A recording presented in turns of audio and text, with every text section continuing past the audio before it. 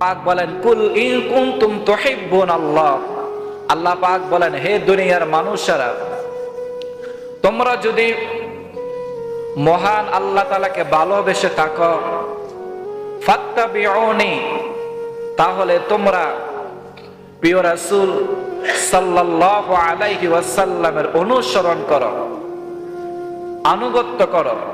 যদি তোমরা রাসূলের অনুসরণ করতে পারো, আনুগত্য করতে পারো, তাহলে আমি আল্লাহ তাআলা কথা দিলাম, আমি আল্লাহ তাআলা তোমাদেরকে ভালোবাসবো এবং তোমাদের পূর্বের যত গুনাহ আছে আমি সবগুলোকে ক্ষমা করে দিব। জোরে বলেন সুবহানাল্লাহ।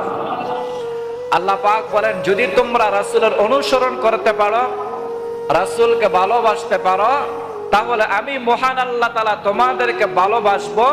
শুধু তাই নয়, এবং তোমাদের পূর্বের যত গুনাহ আছে সবগুলোকে ক্ষমা করে দিব। আল্লাহু গফুরুর রহিম, আল্লাহ পাক হচ্ছেন ক্ষমাশীল, দয়ালু। আমার প্রিয় ভাইয়েরা, আল্লাহ পাক তার হাবিবের ভালোবাসার কথা এই জন্য বলেছেন, যদি আল্লাহর কোনো বান্দা আল্লাহ তাআলার হক নষ্ট করে, যেমন ধরেন কোনো বান্দা সে জীবনে নামাজ পড়ে নাই, জীবনে সে কোনোদিন আল্লাহ তাআলার ইবাদত করে নাই, তাহলে সে আল্লাহর হক নষ্ট করেছে।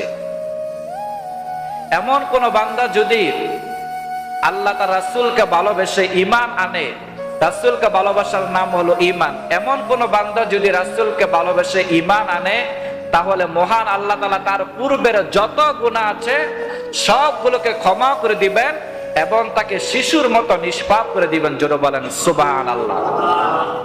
তাহলে আমাদের সর্বপ্রথম কাজ হচ্ছে আল্লাহ তার রাসূলকে আমাদের জীবনের চাইতে ভালোবাসা। নবী করিম সাল্লাল্লাহু আলাইহি সাল্লামকে কেমন পরিমাণ ভালোবাসতে হবে সেই কথাটি বলতে গিয়ে নবীজি সাল্লাল্লাহু আলাইহি সাল্লাম তিনি হাদিস শরীফের মধ্যে, বুখারী শরীফের মধ্যে হাদিসটি এসেছে, হযরতে আনাস রাদিয়াল্লাহু তাআলা আনহু তিনি উল্লেখ করেন, হযরতে আনাস তিনি আল্লাহর হাবিবের 10 বছর খেদমত করেছেন, খাদেম ছিলেন। তো হযরত আনাস কেমন খাদেম ছিলেন?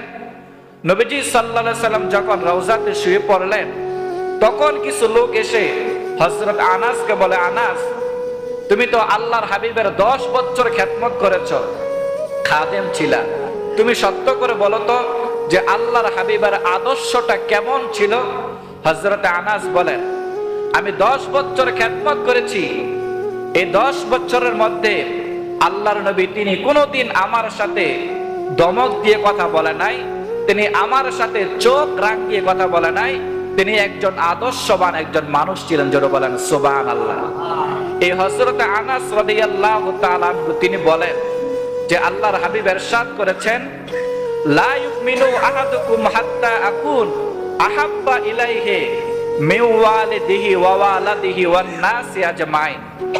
হযরত আনাস রাদিয়াল্লাহু তাআলা আনহু বলেন, নবীজি সাল্লাল্লাহু আলাইহি সাল্লাম বলেন, হে দুনিয়ার মানুষেরা, তোমরা তোমাদের সন্তান, তোমাদের পরিবার, তোমাদের পরিজন, তোমাদের আত্মীয়স্বজন ওয়ান নাসি আজমাইন এবং দুনিয়ার সমস্ত মানুষের চাইতে আমি রাসূলকে অধিক পরিমাণ ভালোবাসতে হবে। যদি তোমরা অধিক পরিমাণ ভালোবাসতে পারো, তাহলে তোমরা পরিপূর্ণ ঈমানদার হতে পারবে। জোরে বলেন সুবহানাল্লাহ। যদি তোমরা অধিক পরিমাণ ভালো না বাসতে পারবে, তাহলে তোমরা পরিপূর্ণ ঈমানদার হতে পারবে না। একদিন আল্লাহর হাবিব একজন সাহাবীকে প্রশ্ন করেন, সাহাবী বলো তো তুমি আমাকে কি পরিমাণ ভালোবাসো?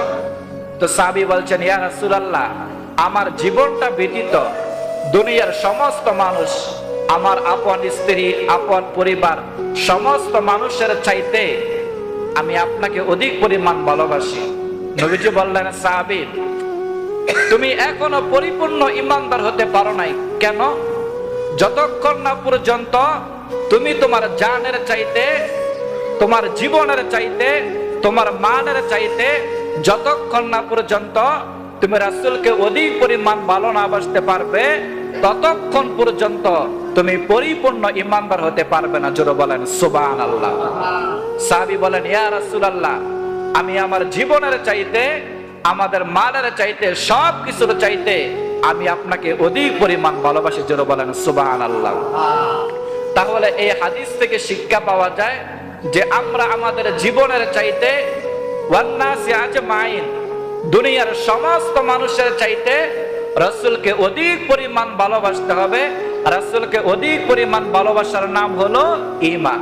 মহান আল্লাহ তাআলা আমাদের সকলকে যেন কবুল করে, সকলে বলি আমিন। সম্মানিত সুধী, ঈমান এমন একটা জিনিস, এই জমানার মধ্যে ঈমান রাখাটা সবচেয়ে বড় কঠিন।